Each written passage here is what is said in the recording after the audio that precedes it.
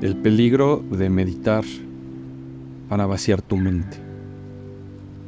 He estado pensando mucho en esto y en las principales diferencias de cómo se entiende la meditación hoy en día.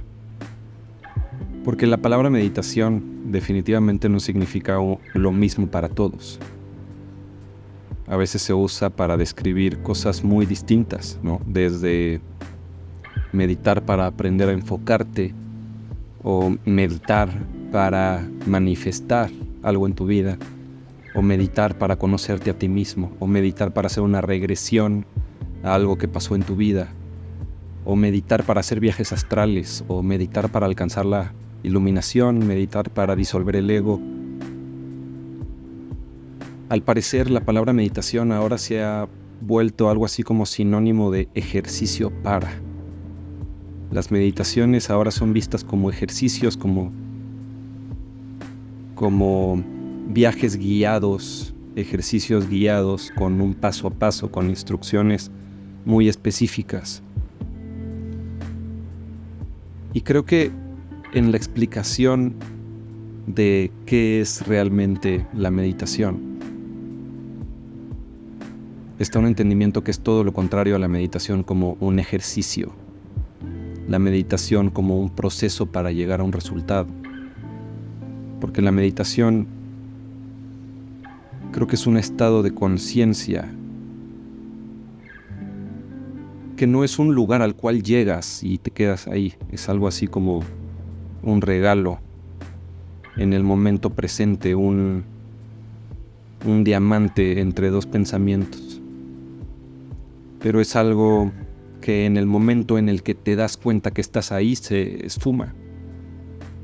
En el momento en el que intentas reconocerlo, juzgarlo, categorizarlo, ponerle palabras, ya perdió su razón de ser, que es tiene que ver con esa naturaleza de la no mente, de la experiencia de la conciencia más allá de la identificación con la conciencia. Y por eso muchas veces volvemos el ego el enemigo, porque nos dicen que la meditación está más allá de los pensamientos y nos dicen que en matar el ego o en disolver el ego o en trascender el ego vamos a encontrar ese estado de conciencia tan especial, el Satori o el Nirvana o el Shunya. Y al final, todas estas diferentes técnicas, todas estas diferentes ramas o caminos espirituales orientales, ya sea que sean vertientes del hinduismo o del sikhismo o del budismo, etc. Todas lo que te están diciendo es que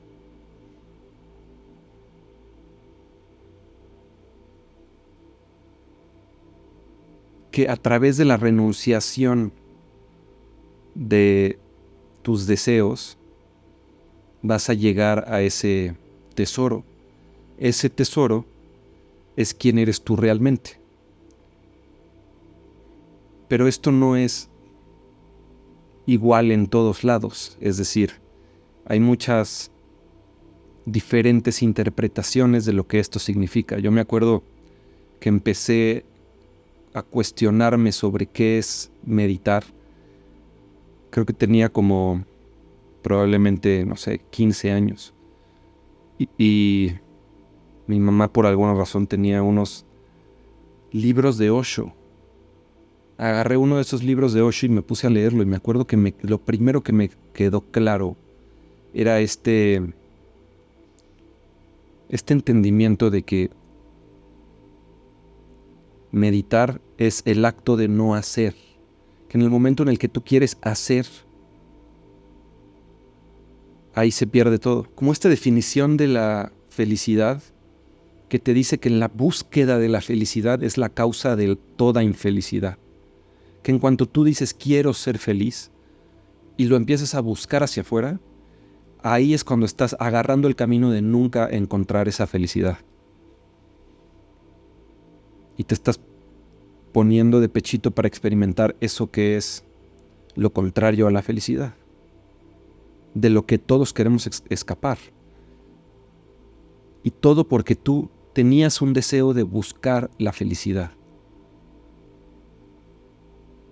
Pero esto es particularmente peligroso cuando se usa para renunciar de todo, para renunciar a todo lo que significa ser humano, pensando que lo humano es malo y lo que está muy elevado en la conciencia, lo que está en esta polaridad que a veces entendemos como denso y físico o sutil y espiritual,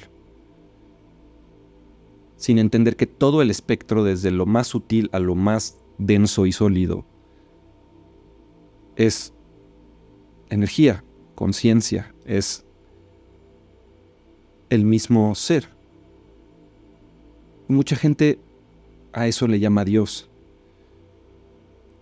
Y yo solía estar de acuerdo hasta que empecé verdaderamente a cuestionarme si Dios es la creación o al mismo tiempo es la creación y algo que trasciende la creación que yo no puedo llegar a comprender.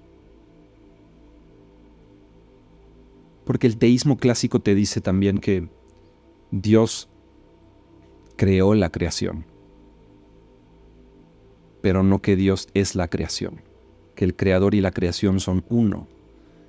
Y mucho del entendimiento de la meditación oriental es que tú, al trascender tu ego, trascender tu lenguaje que estructura tu realidad a través de los pensamientos y le crea una narrativa y le crea categorías y le crea juicios y le crea historias y valores que adjuntamos a las historias para pensar que lo que está recibiendo, que es una fracción mínima de todos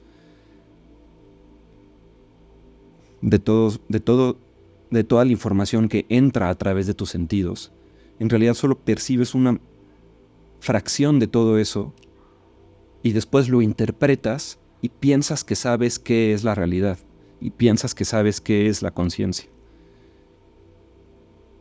Y mucho más peligroso cuando aparentemente necesitas renunciar a las cosas humanas para acercarte a esa espiritualidad o a esa experiencia de lo divino, le quieras llamar Dios o le quieras llamar conciencia o le quieras llamar el uno o le quieras llamar el creador, pero en el momento en el que simplemente empiezas a hablar de el universo o el cosmos, estás negando la existencia del creador, estás negando la causa divina original. Y ahí es cuando hay un problema, porque sin darnos cuenta de repente ya llegamos a la meditación atea, a la meditación basada en vaciarte, en trascender los pensamientos, trascender tu identidad conceptual, trascender tu nombre y tu apellido, trascender tu cuerpo, trascender tu entendimiento de lo que es esta experiencia tridimensional maleable. Pero en ese proceso de vaciarnos y de dejar ir nuestros valores y nuestros juicios y nuestro entendimiento de lo correcto y lo verdadero, por ejemplo, una de las grandes frases de este mundo de la meditación oriental, entendida como ser uno con la conciencia misma, que es el todo de la creación, es que te dicen que no hay bien y no hay mal, hay conciencia y hay inconsciencia. Todo es simplemente patrones de energía y no hay que juzgar. Y el problema de eso es que en realidad tú le estás dando información a tu genética. Esto estoy casi convencido que hasta modifica tu ADN, la creencia que puedes llegar a tener.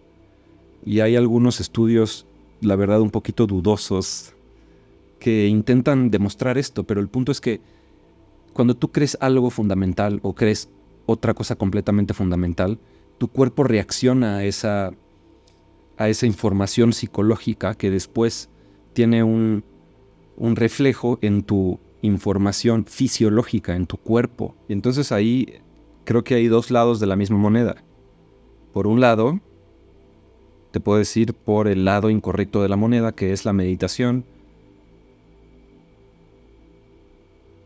que busca la iluminación, o que busca trascender el ser, o que busca escapar de lo mundano, lo terrenal o lo físico, para irse a lo etéreo, lo divino y lo más alto, ¿no? De alta vibración. Y para hacer esto muchas veces necesitas meterte en ese estado de conciencia de dejar ir los pensamientos, vaciar la mente, y eso te puede llevar, como ya platicábamos un poquito, a querer huir del mundo y querer escapar de ti mismo. Y el otro lado de la moneda es meditar, pero meditar en Dios. Meditar, que también se puede entender como reflexionar sobre la verdad y no meditar como, esperando a ver qué se siente el espacio entre cada pensamiento, sino tratándote de conectar con algo que va más allá de ti, que es más grande que tú y que tu alma misma. Y con un es que no puedes tener el entendimiento, pero puedes tener como una inclinación hacia poder adquirir ese entendimiento de menos a más, pero una inclinación hacia la apertura de la posibilidad de tener una relación personal con Dios y una comunicación directa con Dios y un sentir que se entiende más como un sentir de comprensión, de comunión, que un sentir de sensación. Es un sentir de paz del corazón, que a veces va acompañado de una realización que es como una iluminación, pero no es una iluminación de como si llegaras al cielo y solo hay nubes y ¡oh, divinidad!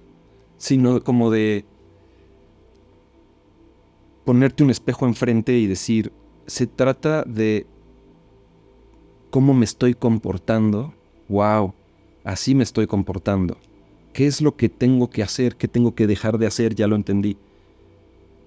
Entonces, tengo que dejar de hacer esto y solo tengo que hacer esto y todo va a mejorar.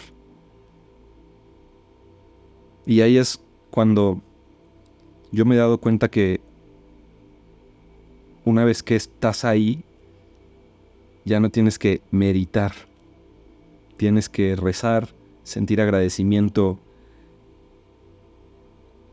saber que no lo puedes hacer solo, que Dios te da una fortaleza que va más allá de tu propia voluntad o la idea que tú te puedas decir de soy fuerte. La fuerza que te da Dios, esa fuerza espiritual verdadera, es muchísimo más poderosa que tu fuerza de voluntad.